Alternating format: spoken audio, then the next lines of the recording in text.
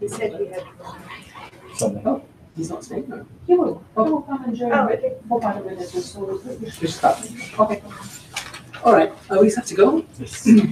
Colleagues, good afternoon, and thank you very much for joining us. Before we begin, just to acknowledge, for a little while, we have our colleague Robert Opp here, who's head of innovation in the World Food Program, who's unfortunately not able to stay very long, but wanted to briefly come by and say hello, and I also wanted to meet Bernice and Sean.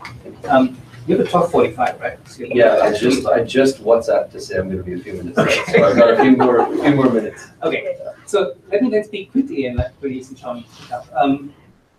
As you all know, with the new strategic plan UNDP developed last year, one of the key differences was the attempt to place innovation much more prominently at the center of what we do, recognizing that with the new 2030 agenda and with the positioning of UNDP as much more of a connector and a partnership around the ground, that we needed to develop different ways of working.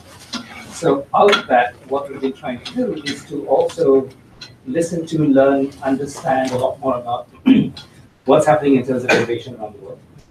And our team here in New York, led by Bernardo and Ben, have been working a lot with us, as you know, to try and build up a whole program by which we can have a stronger conversation around innovation. So in that context, we were very happy when we learned that Bernice and Sean were passing through New York and kindly volunteered to come by and have a chat with us. And I will slightly apologize, because I think you probably assumed at the start this is just going to be a very casual conversation about what was going on in the world. Can we still make it casual? And it's turned out to be, as you can see from the response, of great interest, a lot of people within UNDP and elsewhere. I'm not going to go into introducing you, because Elena will have the pleasure of doing that. But I will acknowledge, full disclosure, that I had the great joy of working with both Bernice and Sean on some really fun work we did in China and Bangladesh. Yes. What, 3 years ago now? Yes, and which was featured in the Achieving Development Results report. Yes, it was indeed. 2015 or 14. Yeah. So I've already had some sense of how they've been working and the approaches they've taken to particularly human-centered design thinking. And I think that's going to be of great interest to, excuse me while I figure out how to turn this off. It's a great interest to all of us. I'm also very keen to hear about how your work and your approach has evolved in the years since then. Please come and join us. Yep. Yes. So on that note, let me then hand over quickly to Elena to properly introduce the two of you. And then we'll be over to you. Well, thank you very much, JD, for setting the stage for this meeting that we really were looking forward to with big excitement. And we're very, very fortunate to have with us today Bernice and Sean. And just to say a few words, Bernice is a principal and methodology lead at Zeroth Laboratories, an experimental public sector innovation lab. And we're very happy to have this opportunity to interact with people who really try to influence social policy issues using behavioral insights, and also recognizing all the tremendous actually achievements that have been, that we can now see happening with the Zeroth Laboratory. And speaking of Bernice, she was a TED speaker and guest lecturer and presenter at Harvard Business School, Columbia School of International Public Affairs, Berkeley Public Service Center, Georgetown McCourt School of Public Policy. She's been with UN system for a while, with UNFCCC and the predecessor of High Level Political Forum. And she was recognized as a young global leader of the World Economic Forum for her achievements in thought leadership and in urban innovation. So I think you can see from this list how a distinguished guest we have today with us. And we also were very happy to have established the beginning of partnership with the Zeroth Laboratory, like JT just mentioned, exactly in the area of urban innovation. And the Zeroth Laboratories helped us with the design kit for the South-South Learning Exchange, using the experience of one specific project, which was the China-Bangladesh South-South project on urban solutions back in 2014. So with this, we again very much welcoming Bernice and Sean with us today, and what we hope to hear from you is inspirational, insightful, mobilizing input to all of us who are so much interested in innovation, and particularly innovation applied to development solutions. Thank you so very much. Great, thank you so much, Elena and JD. This is great. it's such a privilege and pleasure to be with you all here. So my brief, so there wasn't much of a brief, but I understand that all of you are interested in some way to learn about innovation approaches from elsewhere. So I think what I'll do is I'll share one case study that we did in Singapore, and JD may have actually heard this one already, but I'm going back to this because it's methodologically very rich, and you'll see. And then I may share a little bit about a healthcare transformation project that we are just embarking on in Singapore now, where we've kind of brought to bear lessons along the way in how we think about navigating uncertain futures, the future of healthcare being one of them, at least in the Singapore context. So let's begin with this. Yes. So this project is urban transformation and participatory design project that didn't have a clear client to begin with. While it loads up, I'll just do a preamble. Because the organization that would have been a client, which is a human services organization called the Bukit Ho Swee Family Service Center. Bukit Ho Swee is the neighborhood that this project was situated at. They weren't able to, they didn't have anything in their budget. I think they're supposed to be done. Yeah. Okay, doesn't mean the notes are going to show up every time. I am not sure. Okay, never mind. So if you guys see strange notes, that's not what it's supposed to be. And I will quickly skip through. Okay, so a little bit about our company. We, Zeroth Labs, we bring together a few different disciplines, and it has been a evolution of skills where we started with human-centered design and systems thinking in a small way, and now the systems part has become a big thread in all of our work. Everything that we do is through a systems lens, even as we understand the human-centered insights. And the way we get to this richer systems understanding is by bringing all these good things together. So field work, anthropological sort of ethnography, to understand, people on a very micro level. And sometimes that helps us uncover behavioral insights. But from behavioral science, we also look at this thing we call operationalizing variables, which is just a $10 word for saying, how do you isolate the thing that is making something work or not work, right? And then you can put it up into an experiment design, which you can then test to see what is the effect of the thing that you want to know if it works. Then data analysis. So this came about because as we were doing the human-centered work, we were like, this is really good, talking to 20, 30, 40 people gives you such a good deep insight. But what is happening on the 10,000, well, maybe 5,000 foot level, because the systems is the 10,000, on the 5,000 foot level, what data points might be telling us things that we're missing on the ground, right? So sometimes these throw up some unexpected, statistically significant correlations that we can then investigate further with ethnography. So this is kind of the way we try to be very thoughtful about blending the different disciplines. And part of our work, right, it's actually in the fuzzy judgment call of when a certain project needs a lot of data, for example, or for this other one, you can't get away without doing quite some deep ethnography. So this is kind of the fuzzy science that we've slowly put together. So onto the case study. So this is a project about very local urban transformation in a participatory way using all this good design principles. So as I was saying, the neighborhood is a low-income neighborhood and a lot of different issues. So apologies for the formatting, it's exported from Keynote to PowerPoint. Yes, it used to be prettier. That's fine, the substance is not lost. Right, so some of these things that are very unexpected in Singapore, such as primary school dropouts. Who ever heard of that? Singapore's supposed to be perfect. No, it's not. So there's actually a lot of issues in different pockets that are just very invisible. Right. So the brief in this case was there wasn't one again, and so the Human Services Organization just said, help us figure out what is the question we should be asking. And in this case, we started with ethnographic or qualitative research. And we spoke to a lot of different types of stakeholders. I'm going to just zip through them to give a sense of the breadth of stakeholders that are involved. I'm going to just go back to this very briefly because the local government entity here was quite helpful in that they provided a list of names from their case files of residents that they thought would be representative of who we might want to talk to.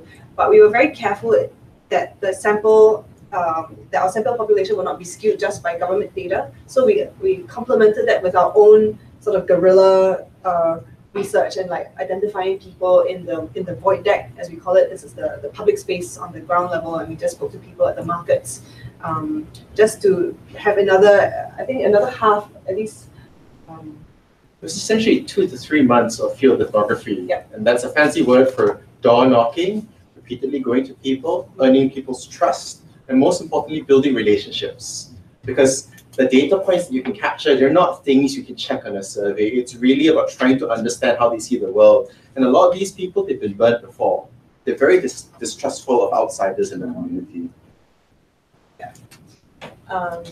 So then we had this sort of broader list of people that we engaged with to try and get a more rich sense of the diversity of this low-income population. And of course, the residents, they were the star of the project. These were the people we were serving.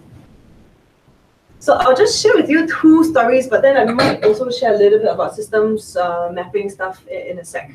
So first on the qualitative, so this is one resident where a lot of qualitative insights came out of this. So this is Sati. I've changed the name. She has 2 kids who are now 6 and 8. She effectively became a single mother when her husband got convicted for drug possession and was incarcerated. She gets $800 in financial assistance a month, which is hardly enough for her to get through the month. That's her 2 kids, and her mom, actually. They all stay together in the same household. And the kids love frozen fish fingers. So for the times where she spots there's a sale going on in the low-cost supermarket, she'll go buy them in bulk and then feed them for like a couple of weeks.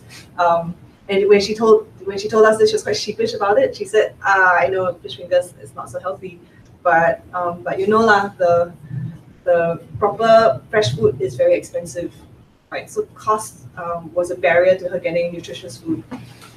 And so then we asked her, would you want to increase your financial income? Yeah. And the first thing she said was, I can't go out and get a job. I need to keep an eye on these 2 because you know lah, the neighborhood. Right? So she was alluding to negative forces in the neighborhood that she needed to protect the kids from. And so then the interesting insight here was that the protection of the kids trumped even getting more financial buffers and at nutritional cost. Right? So this is quite unexpected for any mother, single or not, that we would think is always, food is the most basic thing. But here it's a very interesting tension that you can see with scarcity, and then how scarcity impacts decision-making capabilities, or how it influences decision-making capabilities. So one hunch that we have from here is that behavioral insights are going to be so important in designing policy for citizens, especially if the policies are targeted to certain populations, right? And this is where design can be really brought to bear, right? Where you look into the very deep needs that are unmet by a mainstream serving kind of policy that serves the mainstream, but if you're not the mainstream, then what is that for you? I think often policymakers like to think of human beings as robots. I give you incentives, you and I'll behave according to my incentives. We're more emotional than we are rational, to be honest. And it takes a certain degree of rationality to realize how emotional people really are. I think and there's a lot of good research that has been coming out for some years now in behavioral economics, right? That shows the irrationality of decision making. Yeah. So one quantitative story that we got from running the data. So we work actually mostly with small data, many types of small data rather than swathes of big data. In this case, we had a hypothesis that came through from the social workers, who we consider to be the experts in this neighborhood. Because they've been there for years and they understand the community very well. And what they said was, it doesn't matter how much assistance you give or how little assistance you give. It's about the the amount being constant. So it's about income stability. And so we thought, great, it makes a lot of sense. So let's run the data. So this one is a simple two-tailed t-test. We just ran it, and we got some interesting correlations, one of which was that there is an inverse relationship between full-time employment and, interestingly, domestic violence, right? And this was surprising because the social workers, when they talked about the income stability thing, they were referring to families in struggle, including those that face domestic violence issues, and they said that you just need consistent income, and that will go to a large part in solving that problem. So then what's happening here, right? So this is an instance of how running the data helped us uncover more lines of inquiry to pursue. And then of course, in your own work, right, it's a judgment call of which ones you want to pursue. You think that there's going to be something there that might change the course of your project. Let me say, full-time employment for husband, wife, both? For this was for the primary breadwinner. Yeah. So in some cases there were two, but this was for at least households where there were at least one. Yeah. Yeah. So here, we see that blending the methods is very powerful, qualitative and quantitative, and like one can inform the other. But what's key in blending is that you need translators to make sense of it, or to make it impactful for the team.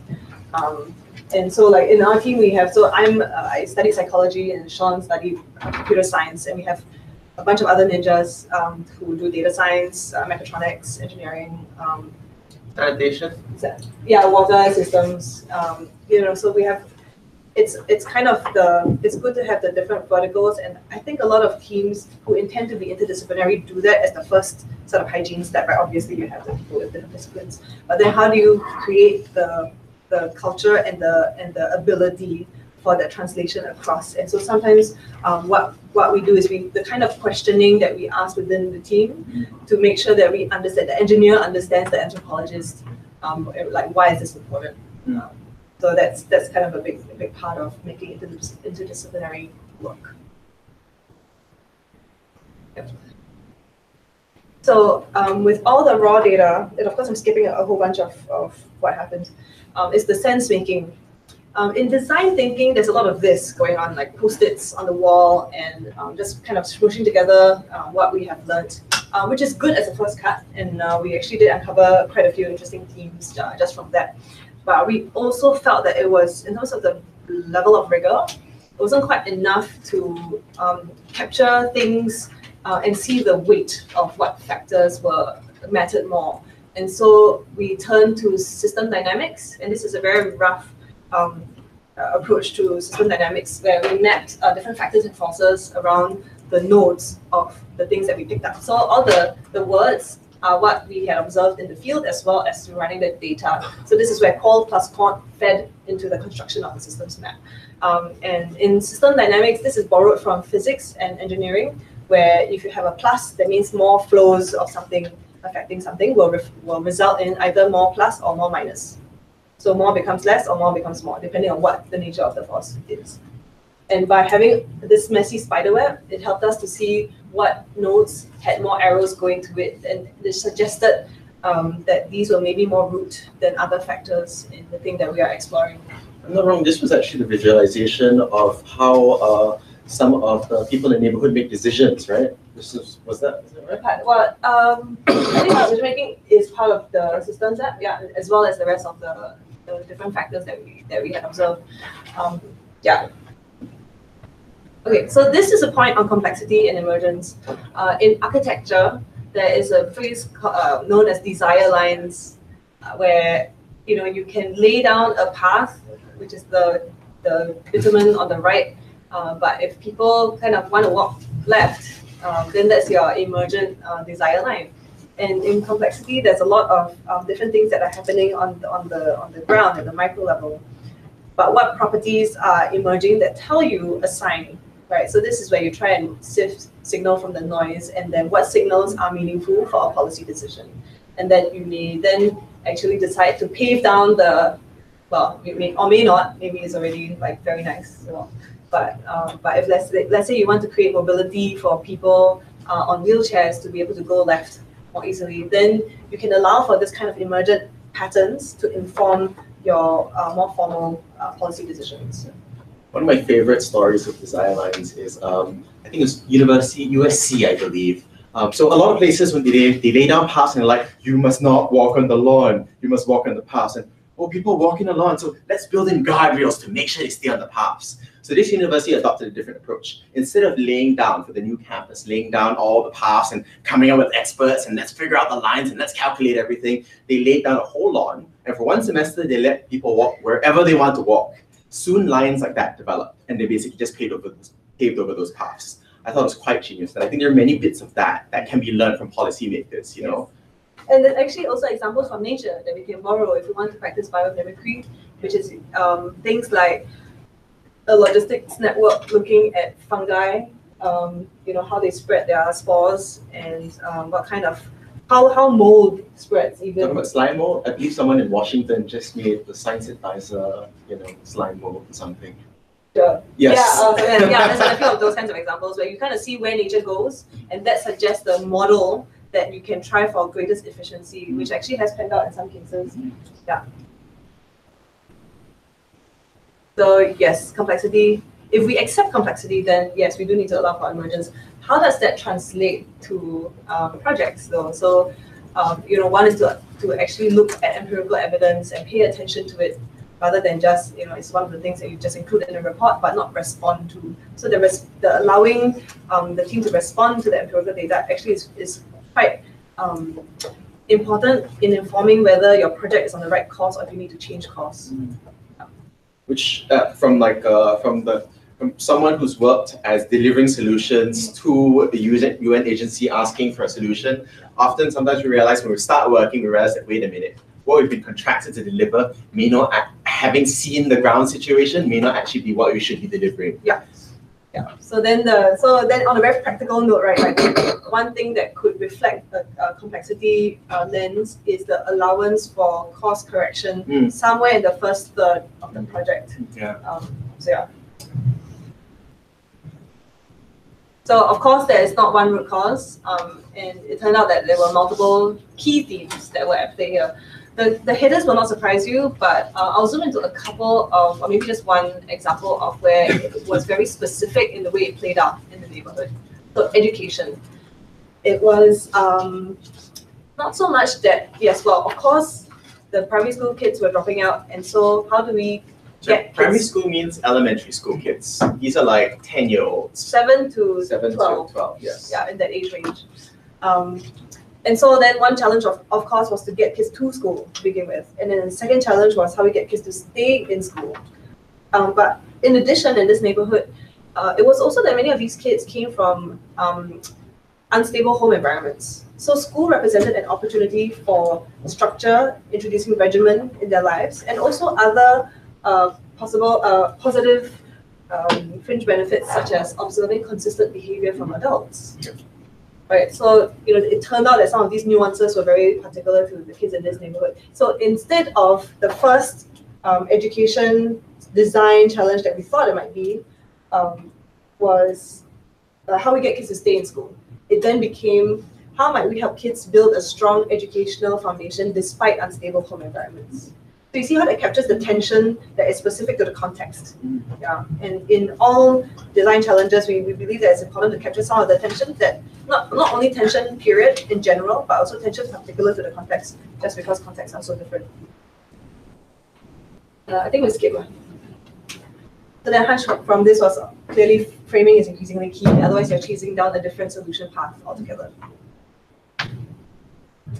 Okay, so after this closed research, we then went into a participatory mode where we had a whole bunch of activities. I think I'll skip through a couple. This was a talk that featured both the economic structural factors of inequality, but also stories from the ground of people needing to go to the public swimming pool to brush their teeth because they didn't have access to toilets. Just to give us a breadth of what poverty looked like. And this was a workshop on what goes on inside a family service center and the challenges that the social workers face. Even if they try to do the best possible thing, sometimes the structures are working against them, or incentives or KPIs, key Yes, key performance indicators are working against them. Yeah, to serve the board reporting requirements, for example. This was a creative brainstorming session. What was interesting about this was that this immediately came after this human library exercise or activity, where we got residents to come down and share their stories. And this was based on friendships that we had built over the 4 months that we were on the ground. And we asked some residents if they would want to share some of their stories so that people could learn from them and appreciate where they came from. It was partly a deliberate attempt to shift the power dynamic, because often these residents are the receiving, they're the recipients of assistance and all that. And, they're people you help, Yeah, and they're always placed on this sort of lower power spectrum, lower end of the power spectrum, and so this was the deliberate attempt to have them as the rock stars, really, to share their stories that people actually wanted to learn from, which was great. And then so only the ones of course who wanted to talk came down and shared their stories. So then what happened with the creative jam then was that the ideas generated actually reflected or were informed by lived actual experiences, as opposed to what happens a lot in social hackathons, where you just come and you're kind of generating out of a vacuum. And this is something we reflected as well in this hackathon, where we held it. First of all, the location made a difference. It was down in the void deck of one of the blocks where we have interviewed a lot of the residents, and this meant that many more residents were able to come down. In fact, we had equal numbers or even slightly more residents than 20-something-year-old coffee-drinking, MacBook-toting hipsters. Right, which then really created a different dynamic where they were not only participating in the teams, they were part of the solution generation, not just receiving, but also they were critiquing the prototypes that came out. Right, so Zeroth in pink contributed to some of the critiquing of I think it was like a service app that was being prototyped in that moment. It's just like, what is this, right? Which obviously kind of threw the assumption out the window that not everything should be an app, and also that the design was like the words were too small and she couldn't read it, and it was in English only. So of course you need to be local to what it's a very powerful experience to be prototyping directly with your end users, because your feedback loops are so much faster. Yes. Yeah, and that has actually a material impact on possible projects that you guys might be working on. If your feedback loops are able to be tighter, your entire prototyping cycle phase could actually be like maybe half the time. Yeah, just by virtue of having your users nearby. So another hunch here is hyperlocal was able to help us be really effective. What does that mean, by the way? Oh, hyperlocal. You define them? Okay, so I mean, one could have started the project we worked on by saying, how do we reform the way that social services are delivered in Singapore and solve urban poverty in Singapore? That's a really big question. Instead, we were like, let's look at one neighborhood where we know there is entrenched poverty, where we know that poverty is intergenerational because there's data and statistics that backs that up. So we're like, let's zoom into this and try and figure out, are there any insights we can use to improve their lives? And the question of, is this scalable to other neighborhoods? That to us was a question to answer later. Our primary focus is to just look at this neighborhood first, because otherwise it gets very overwhelming. I think when you look at things from a national policy maker standpoint, it's very easy to become abstracted away from the people you're trying to serve. And I think as people who are grounded in ethnography, we found it so important that we need to bear the people whose lives we're trying to solve in mind. We need to maintain that connection. Yeah. And actually on that point, I'll make a note about something we did with the Bangladesh project, where we talk about trying to scale, right? So JD's team very kindly had us roll out this framework that was developed after the South-South collaboration on urban innovation between Bangladesh and China. Do people know about this project? I think there are BAP colleagues do, not everyone else. Okay. Well, we can talk more about that, but I think the key point here that we learned was the importance of understanding context before scaling. or copy pasting. So sometimes copy paste actually might be possible, but only if you're pretty certain that the key that there are key similarities between the contexts involved, which of course doesn't happen some of the time. And then, but how do you think of the context then? So we developed like this framework, and of course it's 2x2, but we can talk about that later. Yeah, but context was what was key. Scaling. Okay. So we collaborated with a lot of unusual stakeholders here. And maybe just on that note, we can show a sense of unusual suspects that we brought in. So Google financed this project in the end because they were interested in, it wasn't all altruistic, they were interested in how we thought about data and technology in tackling like social challenges. But we also had, of course, Anne's team in the UNDP Center in Singapore for Global Public Service Excellence. But interestingly, a company like Evernote was a partner as well, because in the user research, we wanted to use a tool that would help collect the data and the information, all this rich stuff that we were getting by talking to the users. And so Evernote, which is an app that allows you to take notes and put all kinds of different files and media into your note, gave premium accounts to all the participants. For the duration of all the field research. Yeah. So I mean, that's a very easy way to make it like participatory, and also having that single app, it was easy to share information across. You also say that was it Helpling who collaborated with us? Oh, that was Because- later on. Okay. Yeah. Okay. So that was like the participatory phase of it, which built on the closed research, right? And what was key in making participatory work was we created this, from the insights that we had gathered, as you saw some of them earlier, we put them into a very human readable magazine-like format. So very like attractive and nice to flip through. We have both physical and digital versions of them. And what that contained was a lot of stories, some data, but basically it was a lot of, it put human faces to the kind of stories that were lived in the neighborhood. And by having that, people from outside the neighborhood could come in and participate without just coming in cold and not having empathy. I think a key part of the model you can already observe so far is that we're not just about participatory governance and participatory innovation. It's not just let's do closed research and systems analysis away, but I think there are benefits to actually melding the different approaches together. If you just do participatory, sometimes there can be a lack of depth. So because we had the benefit of having spent months doing the closed research, we can nudge the different people who are now fresh into the community. We can frame the way that they look at the situation. So I think there was a really strong benefit to having both key components. Yep. And then Lean. So how many of you are familiar with Lean startup method? Okay. Oh, yeah, great. Cool. Okay, so you basically use the older version of the validation board. And what Lean is, for those who haven't come across it before, this is an approach that is started in Silicon Valley, where they would test the early stage of the apps or products that they were building to see if it would actually serve the needs of the user they were trying to target. And what they had is usually you would start with one problem hypothesis and then a solution hypothesis, how you're trying to solve that problem. But then in the Lean approach, you identify when you test with your user first, and then you see what is wrong with it, and there may be multiple things wrong with it, but you change one thing.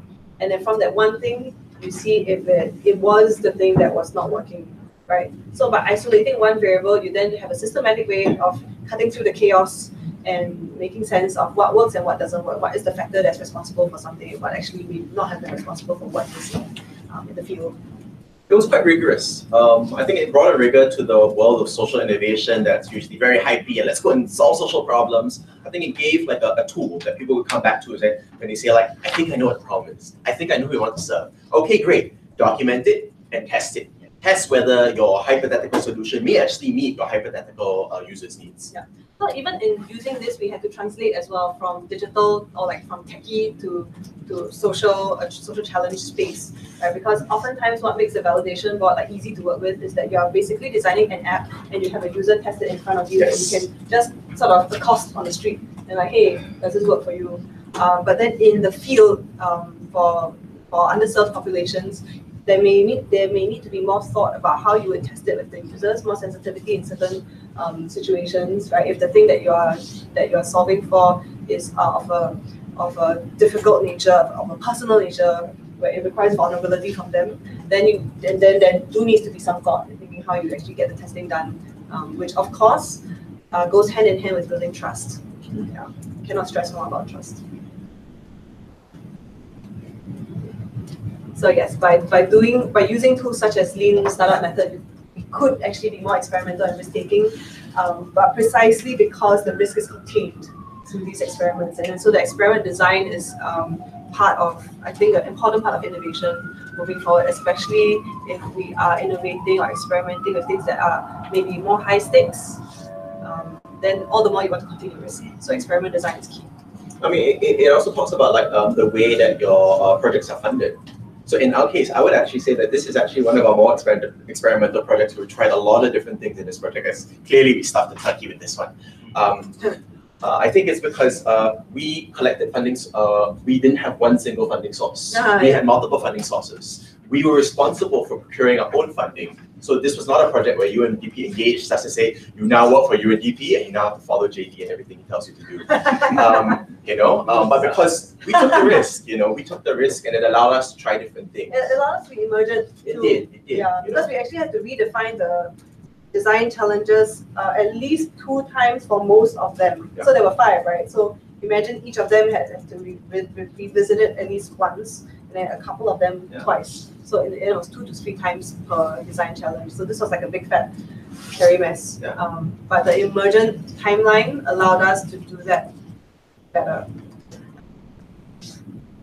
So a working model that we have here is where you have closed research of all your nice disciplines, mixed together, and then open it up for greater participation if the participation is important in your case, and then you develop and you iterate and prototype moving forward, and then see if there's other kind of like venture models or business models that can emerge.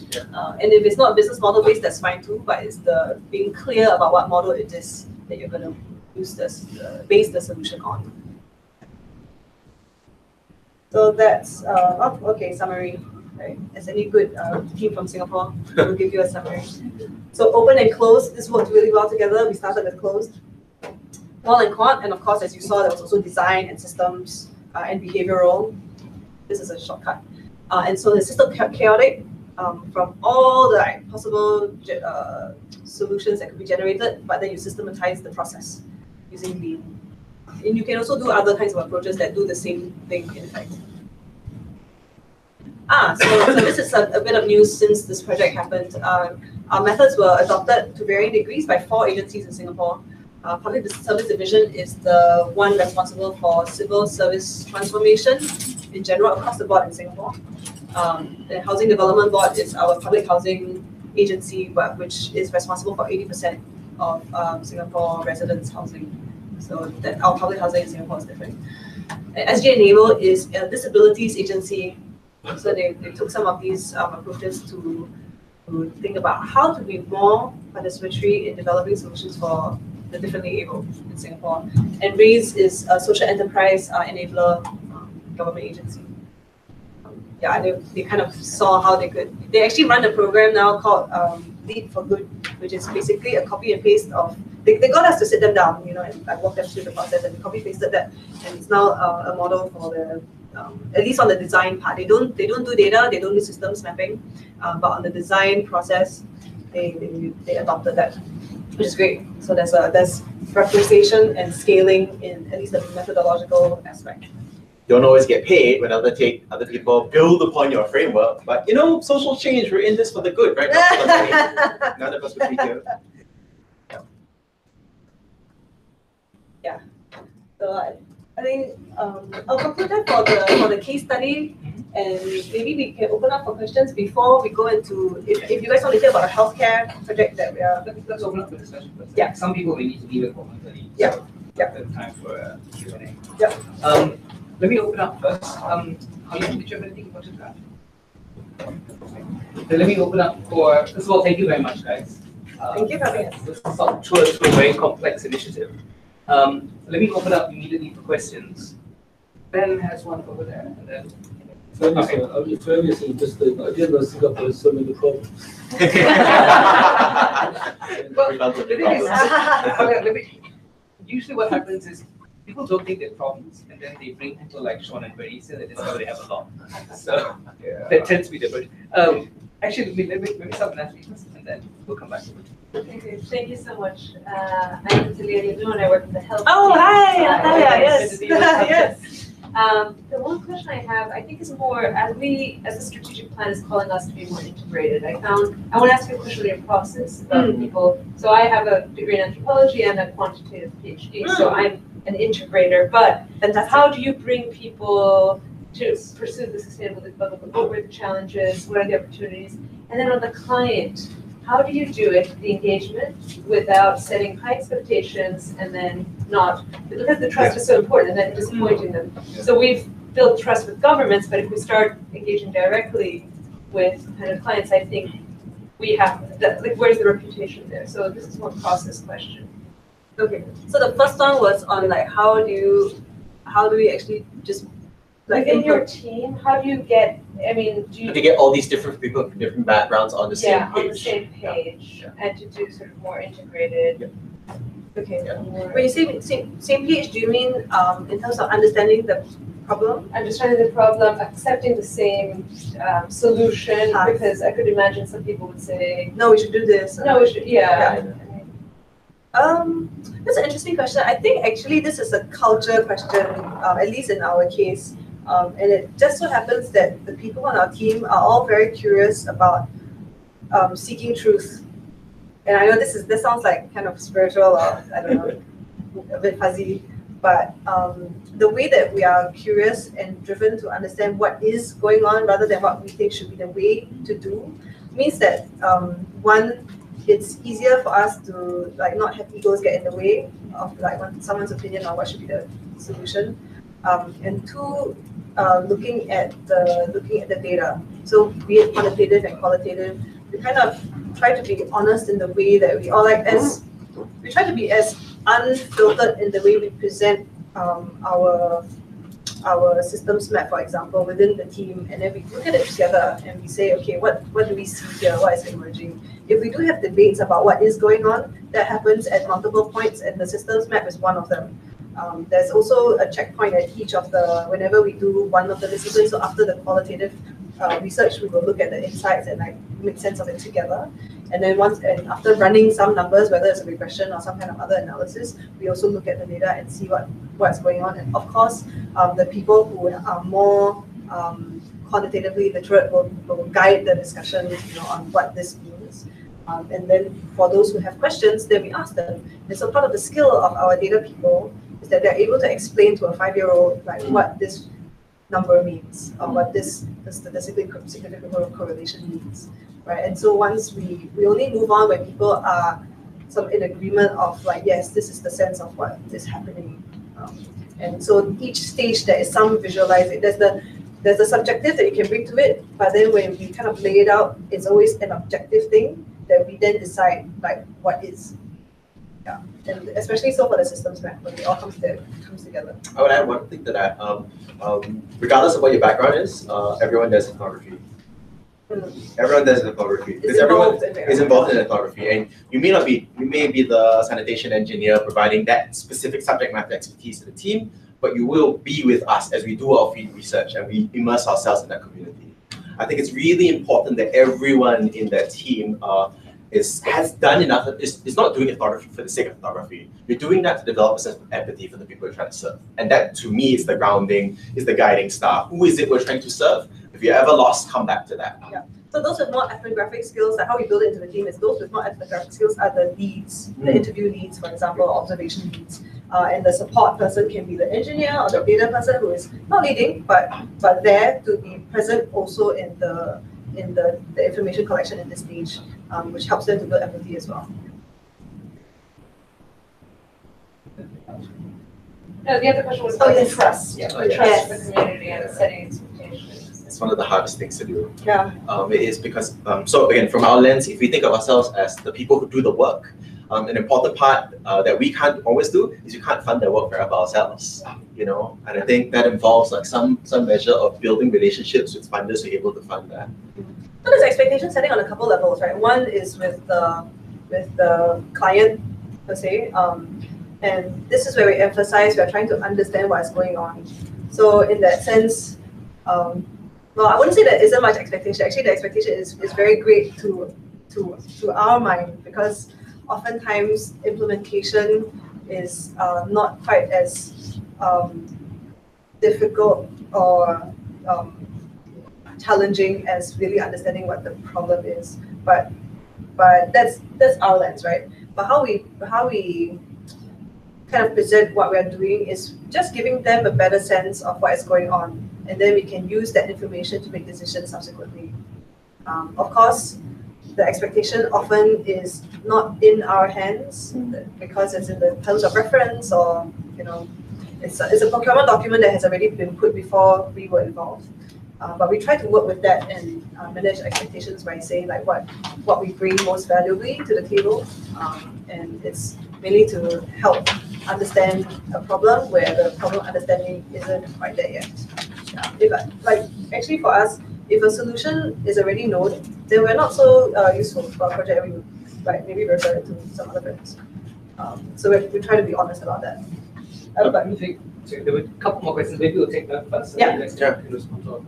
Yeah. So Ben and then Elena as well. Let me just look around and see if there are others. Ben, go ahead.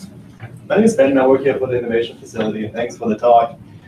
I have two on ethnography and one on unintended consequences. First one, you answered it partially, but I would like to challenge you to make a short elevator pitch to UNDP folks, and I assume you know how UNDP works. Why ethnography? So the thing is, for us, very often, and we promote it as the innovation team, right, to create empathy, to embrace the methods that you presented. But in fact, it's more often a nuisance, because the way we usually work is we're presented with available data, or we have available data. We define the problem statement on a ministerial level very often, sometimes in local governments, and then we go into implementation, and we're known for reliable execution of the actions we agree on with the government partner. And inquiring then deeper, and sometimes even, because what you said, to me at least, has a super important message. Often when you don't reach your targets, it might not be a lack of proper execution, it might be a flaw in your initial hypothesis. Yes. And that's a real nuisance for linear implementation and getting the money we agreed to spend out of the window. Yes. So it's really tricky the way we are set up. So a short elevator pitch to UNDP folks on why ethnography in this system, and the ROI. But then my related question, it's more about your work in ethnography. One of the most important papers in behavioral economics is the fallacy of small numbers in the 70s. And we are all influenced by confirmation bias. And I see that international development, that we talk to people who overall agree with our values in neighborhoods and communities. How do you, approach them? How do you reach out to people who don't necessarily share our values, who see the problem radically differently? Because I see that's a little of a blind spot in a lot of ethnographic work, and something we need to avoid, which is not easy to avoid because that's uncomfortable conversations. Yes, great question. So those two questions, and the third one, I'm a big fan of doing development not only differently but better, and anticipating unintended consequences. I was so happy when you pointed out, a correlation to domestic violence, because sometimes that actually is an unintended consequence. How do you anticipate potential unintended consequences? How do you put in place M&E systems to monitor for them? Yeah. Maybe we'll just take Elena's as well, then you get Yes. to synthesize opportunity. So you're following your Yeah, I'm writing down the keywords. Just a quick question on development side, not very much in methodology, but in some part of your presentation, you mentioned that you're working with people who used to be on the recipient side all the time, and you made them a rock star in your hackathon, and you listened to them, to their stories, and let the stories influence your thought process. Yeah. So when it comes to the outcome of this whole thing, with these 4 government agencies now adopting to some degree this approach, do they stay recipients still, the community people, maybe recipients of better services, if that was their objective, or they actually, the role of the community change, and they do become participants, and they do become a force that help this thing to implement. So is there any change in their role after that project? Okay, so let's take Eleanor's question first, and then we'll go through Ben's questions. It's very rich and complex. So the short answer is yes, but you know, it shouldn't be us saying it. It should be the community leaders in Bukit Ho Swee saying it. But there have been stories now, and also we've gone back to visit, and we see that there are some initiatives that actually engender more participation from the residents in order to be possible. So one of them is a community garden where the family service center doesn't do any of the planting. They just kind of like opened up a space, and this was in response to the residents. Some of them who said that they wanted to do some gardening, and it's actually started to flourish because you know people set up their own sort of informal. It's not a roster, but it's an informal kind of rhythm of like people planting their different things, and then like when it's time to harvest, the community kitchen, which is another thing that the family service center set up, prepares meals, and they only provide the space. The cooking is done by residents who have come forward now to participate in like feeding themselves as well as their neighbors. So this is kind of a marked shift from what we saw maybe 5 years ago. It was quite different. But to be fair, our involvement happened at a time where the Bukit Ho Swee FSC, as well as the Ministry of Social and Family Development, was interested in reimagining the future of local community care, right?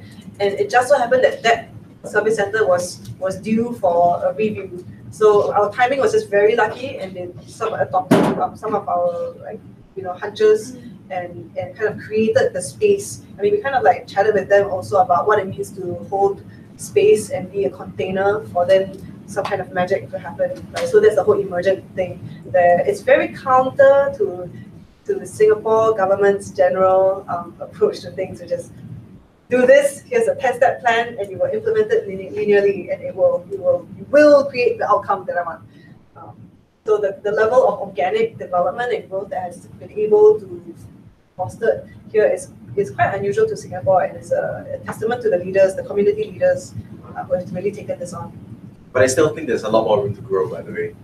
Like this transition that you're talking about, this potential like paradigm shift in the way they view their relationship, you're right. It is a very fascinating one, but it requires a lot more work. I think we're really only at the beginnings of that. Yes. You know? But I think because of the success of the Bukit Ho Swee Family Service Center, now there are other family service centers in Singapore that are looking to them as a model on how do you curate such like community-driven development. So this is all still kind of early days. It's like maybe 2 years into this process now. Yeah. I don't know. Maybe if we come back next year, we can talk about how this has spread. Maybe. Yeah. You know how they have adapted it. Have they tried to replicate exactly what we did over and over again? Did they adapt it in a different way? Actually, there's a comment from Mr. Dean. Oh yes. No. Okay. So there's one of the comments from Mr. Dean, who is kind of the equivalent of a village chief in the neighborhood. And this is a volunteer community coordinator who sort of makes friendships with the residents in his area. And one comment that he said during the hackathon was that he saw something very different to what he's used to seeing, which is that usually the residents are coming down to receive goodies and they are passive recipients, which is kind of something I said before as well. But then this was the first time he's seen it in a long time, that the residents were actually excited about the thing that they were being involved in downstairs. And this was, for him, he found that very energizing. So that's actually not problem solved. That's not solving any of the root causes of urban poverty. But to me, on a personal level, right, it was actually a very strong motivator to see that there was something of substance here. Maybe there are ways we could have made it better, but there was some impact achieved there. There was some changing in the perceptions that the residents perceived in themselves, in their relationship to their problems. Well, and there's also literature, right, that suggests that the level of community agency experienced by them, by members of the community, are part of the how do you say, the assessment of how a community is developing, right? Are they healthy? Are they not healthy? The sense of agency is one of the key ingredients of that. So in fact, it's not just touchy-feely. Yeah. If I may add to that, Please. legitimacy is the main driver why many governments want to work with us on exactly these methods. And then there's literature that sees a strong correlation between bridging and bonding, social capital, and actually economic performance. Like in regions in Italy, for example, clear differences that can be correlated back to that. So there's something in it on other development goals as well. I'm going to just pause for a minute because I know some people have to leave at 1:30, and I know a couple of others have ducked out already. I think I'm happy to stay on until 2, and I hope some colleagues will be able to. Yeah, we are too. But if anyone else needs to head off to another meeting, They can just go ahead. Okay. So to Ben's easy question. Yes. Yeah, right over here. Elevator pitch, confirmation bias, and unintended consequences. Let's save the pitch for last. Okay. Yeah. You know, you like the end of the high note, right? Yes. So what about confirmation bias? Well. Sorry. Take longer notes, guys. In traditional development, we do quite a few Yes. consultations, right? And we usually also talk to people who overall agree with us. In ethnographic research, Yes. I see the similar confirmation bias means we seek out information that reconfirms our initial worldview, so to Yes. speak. Okay. And that's also the people we talk to. How do you overcome that? How do you Yes. figure out So 2 approaches. One is organic and one is more analytical. So the analytical is stakeholder mapping. I mean, this is quite big. But kind of it's, it forces you to map out like who are the people who are already in your map, so you can see where there are obvious gaps, right? So that's one slightly more analytical way. And do you guys practice stakeholder mapping? Yeah, okay. But the other, which sometimes stakeholder mapping alone isn't able to do, is just having a lateral thinking team that can imagine like, hey, let's bring Evernote into this project. And like, who are some other interesting people that we brought in? Well, I would take that bit a little bit different, slightly differently. My angle would be like, have diversity of political opinion and social opinion in your team itself. So have that diversity in your team, so you may not actually agree on everything. You may share certain core values. And thus when you're in a community, right, the very fact that your team itself is quite diverse prompts different sets of questions. So if your team comes with different biases already, you're naturally going to have to negotiate these tensions. It will be apparent already. That's the simple, small answer. It's a good answer. It's a good sales pitch actually for having diversity in your team. So that's 3 then. Stakeholder mapping, having diversity, and you can slice that in a few different ways. And then the third is just having people who are lateral thinkers, period. But sometimes people from diverse cultures can result in some lateral thinking. This is something though that we're grappling with. I think like the recent events of the US political system have been a fascinating reminder of how they can be very big blind spots. And I think this is something that we've been working to try and understand. We don't have any immediate solutions right now, but I think a question that we've been thinking a lot about is how do you build containers for reasoned discourse between groups of people who may not necessarily see eye to eye. And I'm not talking, you talk about your thing and you talk about your thing, you just talk, but can you actually create containers where they actually are able to engage on a healthy level? Singapore context, what kind of Containers? tensions? What are the tensions? Oh. Yeah. A recent one again is race. So there's a few community groups that, the minority groups often face a lot of stigma, and this kind of discrimination has from now and then like surfaced in discourse at different platforms. So the highest being related to our president, Madam Halimah Yacob, who is from the Malay Muslim community, which is a minority group in Singapore. And it was not an open election, but rather it was a reserved election where the race of the president was predetermined. So only members of that race community can run. So this is very interesting. And it's not that the Singapore government said that we're going to appoint this person, but rather this person is the only qualified candidate. So in order to run for the office of presidency in Singapore, there is a special committee that has to prove that you have the right level of experience to run. Not just anyone can run. And it turned out there was only one person who met all the qualifying criteria. Now, whether that's the right thing to do, I'm not going to talk about that. That's how it worked. Yes. I think another angle to that is there's actually a very deep cynicism. So in Singapore right now, Singapore is well known, at least from the outside, to be very technocratic. It is the model answer for how good governance should look like, and how to work with citizens. And to its credit, to its credit, it has done remarkable things. But I think there is a significant, I'm not saying that it's for or good or bad, I'm merely talking about the tensions that we're talking about. I think the biggest tension is there is anything the government says that they want to do, there is a strong contingent in Singapore. It's like, no, that's terrible. That's a bad idea. There is deeply cynical of anything or any action that the government makes. Or wants to read a negative or sinister connotations to any sort of policy the government makes. And I think that's a tension there that in our social contract. in our social contract, that when I talk about creating these containers for discourse and how can we better sieve out and get through the confirmation bias, I think that's actually one of the biggest ones in Singapore. That. Okay. And the I have other to slip out in a few minutes. Yes. Okay. In case I miss your elevator pitch, I'll watch it online. Okay. Before I go out, I'll tell you, if I may, I'll put you in touch with a colleague, Admeng Cheng. She talked here in one of the conversation series, and she's writing actually a book with Eric Ries's Lean Startup Company about lean startups in the public sector, and she's looking for case studies for people like you with an initial hypothesis and then pivoted and use some of the tools. So that might be an interesting connection. Maybe if she's still in the writing process, get featured there. Fantastic. Okay. Well, let's go into the elevator pitch. Yes, but also elevator pitch to speak to ethnography, right? But when you said when you talked about it, I got the sense that actually it's not so much ethnography as it is systems, a systems lens, and that is actually how we try to get a better sense of what is going on. Your question is how ethnography is able to produce inconvenient. If I can sort of restate maybe a little bit. UNDP well, they are very linear approaches. Yeah. But the assumptions is you start with a clear idea of what it is to deliver, and we have extremely good machinery to deliver that to you. Yeah. I think if I hear you correctly, then what you're talking about is within that process, how do you build in more space to be able to challenge the assumptions of what the problem is? Which came in your presentation. Okay. Right, and does that count against the authority, the local authorities?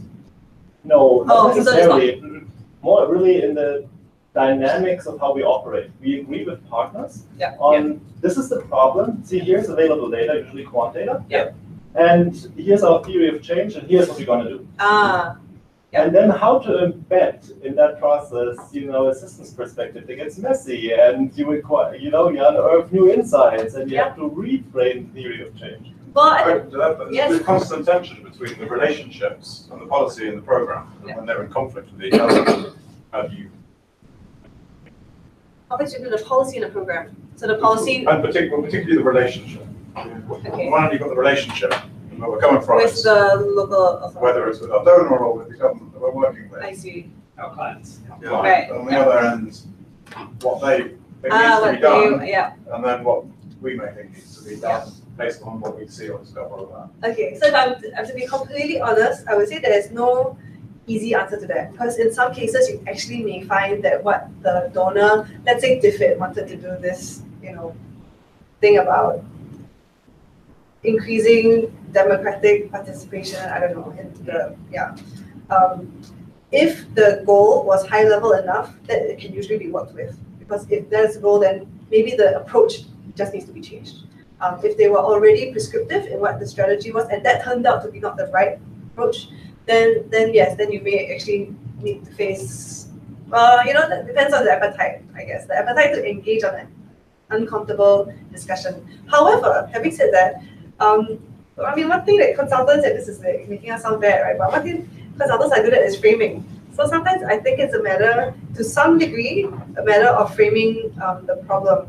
And if it's possible to understand the intention of the donor or the end client, then that being the North Star, you can take that and then run with it to see what ways that speak better to the problem still speak to their North Star or their intention. However, if there isn't room to understand them, then it's very difficult to do that, obviously, because you don't know how to reframe. Thank you for the question. Thank you we will talk more, I'm sure. Yes. I'm just going to take another quick look around to see if anyone else has any other questions. I know a lot of people have been using the collective power. That's okay. That's cool. That's how change happens. Really excited, but it's the ones who stick with it. Yes, I would say it's not so much a question of lack of interest. No, I know. The other things that people have going on. If I could have one question on that one. you talked just now about this particular case study being one that was emergent in the sense that you didn't have one particular client as in funded. To answer to, To answer to. But I know you work in other situations where you've also taken the struggle we face, which is having a funder and a set of actual stakeholders and beneficiaries on the ground. Yeah. And how you balance that. And do you have any other experience, other examples of how you did in situations, what Ben said, where there was a tension between the expectations of your funder versus what's happening on the ground? Yeah. Don't use Reddit as an example. That was exactly what I was thinking. Okay, use Reddit as an example. Okay, we talk about the future of sharing economy. Oh, Yeah, sure. Oh, how about we save UNDP for last? We talk about other people first. Let's slag on other people first. All right. Yeah. Ready to slag on us. Yeah. So there's a project that we did with the strategy group of the Singapore government. This is part of the Prime Minister's office. And they were interested in the future of the sharing economy. So they got us to kind of help them think through the questions, like what questions should they be asking?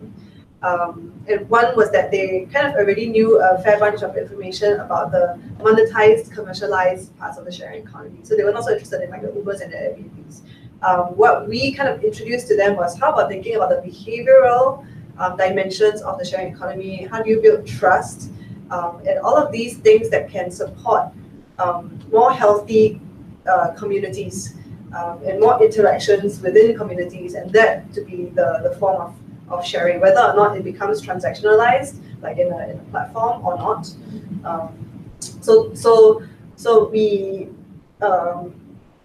did that project, which was actually not funded by the strategy group itself. It was actually funded by the People's Association, which is a very different kind of entity, including culturally, where they were, how much politics do I go into? Much more traditional and conservative. Yes. Yes, they're much more traditional and conservative, and they're also a vestige of borrowing Cold War mechanisms from Russia in understanding grassroots more closely, and it's passed off as an independent and non-government related organ or network of small organizations. It's quite complicated. It's complicated. We can get into that, but so this entity that's quite conservative and also very risk averse was the one footing the bill for the actual client who has all these blue sky questions and are open to our cookie ideas.